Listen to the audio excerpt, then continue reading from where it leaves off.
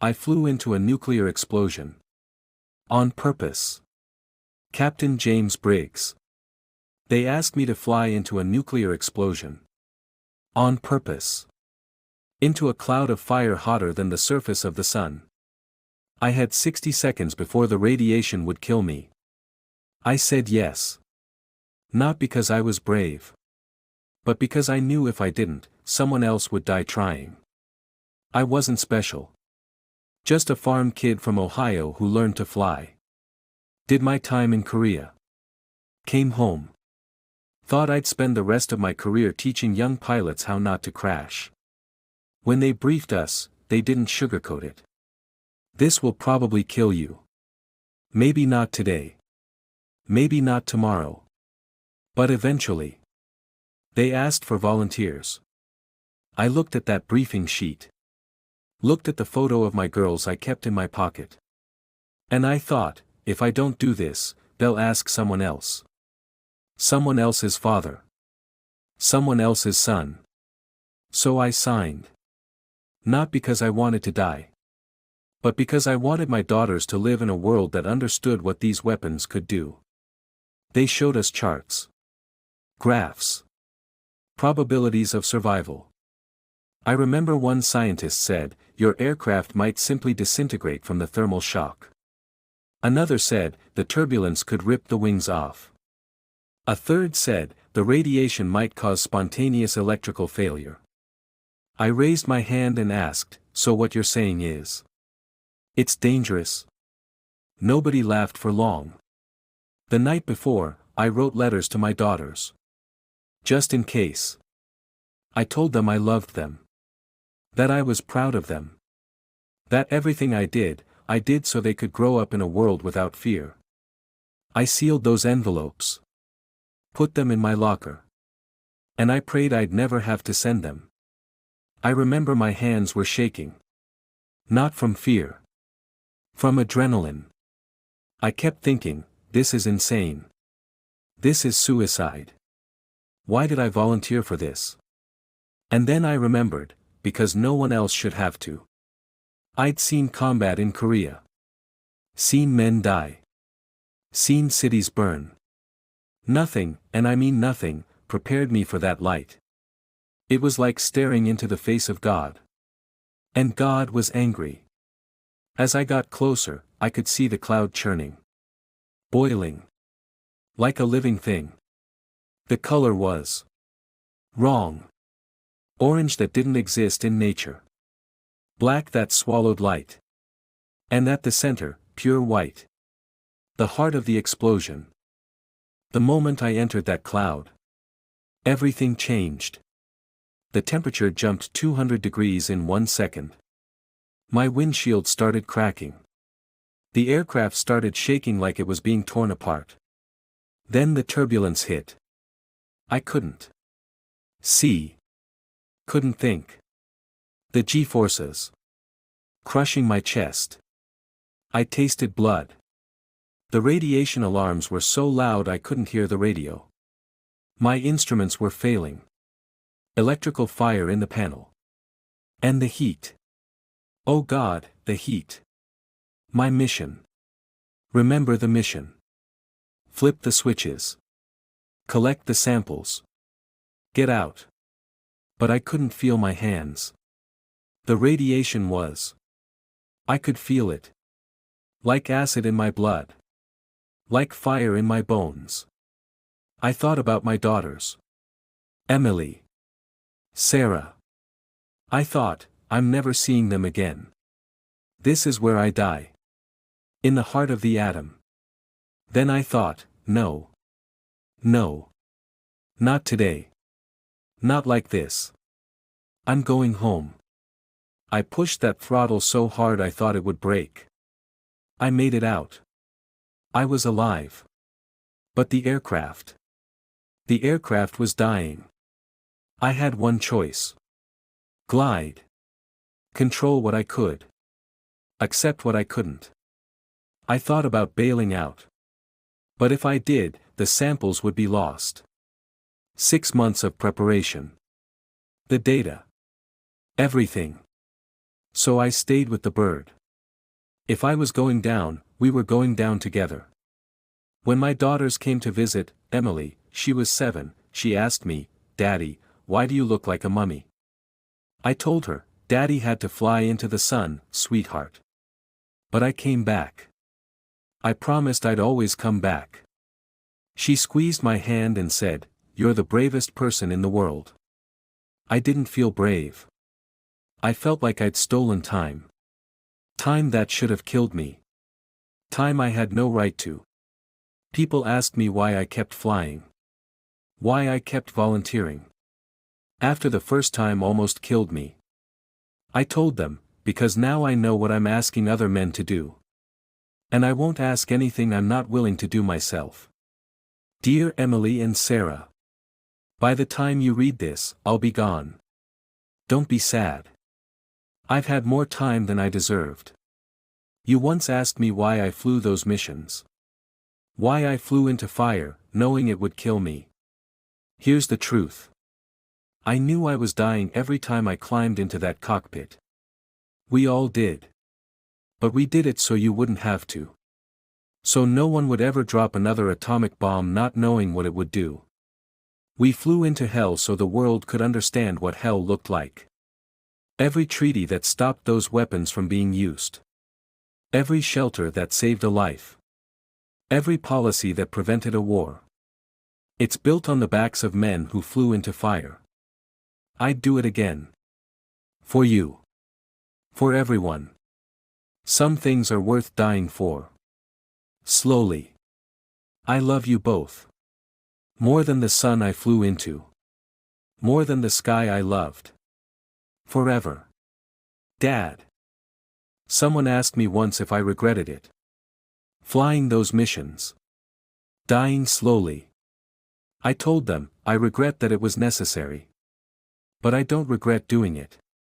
Because I got to watch my daughters grow up. I got to see them become doctors. Teachers. Mothers. I got to hold my grandchildren. That's 30 years I stole from death. 30 years I shouldn't have had. And I spent every one of them grateful. Because I know what I did it for. I flew into the sun. So they could live under it. Nevada. July 1957. The height of the Cold War. America and the Soviet Union are locked in a nuclear arms race. Both sides are testing atomic weapons at an unprecedented pace. But there's a problem. Nobody knows what happens inside a nuclear explosion. What it does to the air. To aircraft. To human beings. Someone has to find out. Someone has to fly. Into the mushroom cloud. Captain James Ironside Briggs. United States Air Force. 32 years old. Korean War veteran. Test pilot. Father of 2 daughters, Emily and Sarah. But in 1956, the Air Force created a program. Classified. Dangerous. Voluntary. They called it Operation Plumbbob. The mission, detonate nuclear weapons in the Nevada desert. Then send pilots through the radioactive clouds to collect atmospheric samples and measure radiation exposure. Over the course of 1 year, the United States would detonate 29 nuclear devices. Each one larger than the last. They needed test pilots. They called them atomic veterans. Most would be dead within 30 years. July 4, 1957. 1 day before the mission. The target, shot Hood, a 74 kiloton nuclear device. The largest atmospheric nuclear test ever conducted in the continental United States. For reference, the bomb dropped on Hiroshima was 15 kilotons. Hood would be 5 times more powerful. The device will detonate at 1,500 feet altitude. The fireball will reach temperatures of 100,000 degrees Fahrenheit. The mushroom cloud will rise to 40,000 feet in under 2 minutes. Radiation levels inside the cloud will exceed 500 roentgens per hour. Lethal dose for humans is 400 roentgens total. Your exposure window is approximately 60 seconds before irreversible cellular damage occurs. The plan was simple. Brutal. But simple. At 0500 hours, the bomb would detonate. 90 seconds later, Captain Briggs would fly his F-84 Thunderjet directly into the mushroom cloud at 500 miles per hour. He would have 60 seconds inside the cloud to activate collection equipment, gather samples, and escape. 60 seconds. Before the radiation cooked him alive. July 5, 1957. 0445 hours. 15 minutes to detonation. Segment 8, Countdown. 0500 hours. 10 seconds to detonation. 5. 4. 3. 2. 0. July 5, 1957. 0445 hours. 15 minutes to detonation. 0500 hours. 10 seconds to detonation. 5. 4. 3. 2. 1. Mark. 74 kilotons of nuclear fury. 10 million tons of explosive force. Visible from Los Angeles, 250 miles away. The shockwave shattered windows in Las Vegas. The light was brighter than 1,000 suns. 90 seconds after detonation, Captain Briggs pushed his throttle forward. And flew toward hell. At 500 miles per hour, James approached the cloud. His radiation monitors began screaming immediately. 50 Roentgens. 100 Roentgens. 200 Roentgens. And he wasn't even inside yet. 0501:30. Contact. The thermals inside a nuclear cloud are beyond anything found in nature. Updrafts exceeding 300 miles per hour. Downdrafts that could slam an aircraft into the ground. James's F-84 was thrown 4,000 feet straight up in 3 seconds. Then dropped 3,000 feet in 2. Inside the cloud, temperatures exceeded 12,000 degrees Fahrenheit. The paint was burning off James's aircraft. The aluminum skin was oxidizing in real time. The rubber seals around his canopy were melting. 45 seconds inside the cloud. James was absorbing 10 Roentgens per second. 15 seconds remaining before lethal exposure. With his aircraft dying around him, Captain James Briggs did the impossible. He flew faster. Straight down. Through the densest part of the radioactive core. Toward the only light he could see, the ground. 0502:15. James emerged from the cloud. Total time inside, 45 seconds. He was alive. Barely. His right engine had failed. His hydraulics were gone. He had no landing gear. Electrical fire in the cockpit. And he was 8 miles from the nearest runway. With no landing gear, no hydraulics, and a failing engine, Captain Briggs lined up his approach. He had one shot. At 200 miles per hour, the F-84 Thunderjet hit the desert floor. The aircraft slid for 800 feet before coming to rest. Upside down. On fire. Rescue teams arrived within minutes. They found the F-84 destroyed. Completely unsalvageable. And inside, Captain James Briggs. Unconscious. Radiation burns covering 40% of his body. Exposure readings, 300 Roentgens. Survivable. Barely. James spent 3 weeks in the hospital. Burns. Radiation sickness. Internal bleeding. The doctors told him he'd never fly again. 6 weeks after his crash, Captain Briggs received a visit from the scientists at Operation Plumbbob. They brought the samples he'd collected. The data he'd risked everything for. What James had collected in those 45 seconds would revolutionize nuclear science. Radiation dispersal patterns. Thermal propagation models. Atmospheric contamination data. EMP effect measurements. Data that would shape nuclear policy for the next 60 years. Because of James Briggs and the other atomic veterans, we understood, truly understood, what nuclear weapons do. Not just to targets. To the sky. To the air. To human beings. The doctors were wrong. James did fly again. Because Operation Plumbbob wasn't over. Over the next 5 months, Captain Briggs and other atomic pilots flew 23 more missions through nuclear clouds.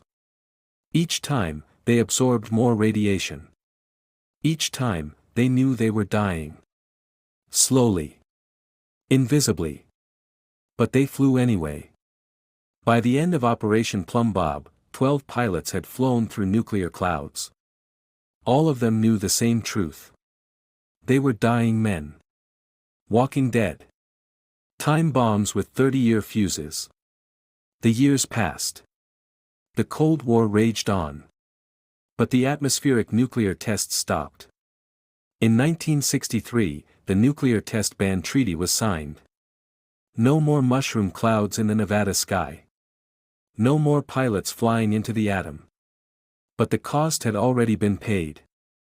Of the 12 atomic veterans who flew through nuclear clouds in 1957, 2 died of leukemia by 1965.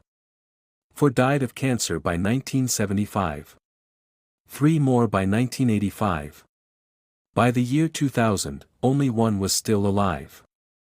Captain James Briggs was diagnosed with multiple cancers in 1984. Lung. Bone. Thyroid. The radiation had waited 27 years. But it never forgot. In 1989, age 64, James Briggs knew he was dying. He wrote letters to his daughters. One final time. Today, in the National Air and Space Museum, there sits an F-84 Thunderjet. Battle-scarred. Fire-damaged. Bearing the marks of radiation and heroism. A small plaque reads, "Into the Atom. F-84 Thunderjet. Flown by Captain James M. Briggs. Operation Plumbbob, 1957. One of 12 aircraft that flew through nuclear clouds. So that we might understand the power we had created. Most people walk past it without stopping. They don't know the story. Don't know what that scarred metal represents. But every year, on July 5th, 2 elderly women visit that aircraft. Emily and Sarah Briggs. They stand there for exactly 45 seconds. The length of time their father spent inside hell. And they remember. The atomic veterans were finally declassified in 1996. Most had died by then. No medals. No recognition. Just slow deaths from cancer. But their data saved millions. Every nuclear treaty. Every safety protocol. Every deterrent strategy. Built on the backs of men who flew into fire. We live in a world that has never seen a nuclear weapon used in anger since 1945. Not because of politics. Not because of diplomacy. But because 12 men flew into the atom and came back with the truth. That some weapons are too terrible to use. Captain James Ironside Briggs didn't just fly into a nuclear explosion. He flew into history. And he brought back knowledge that changed the world. The end.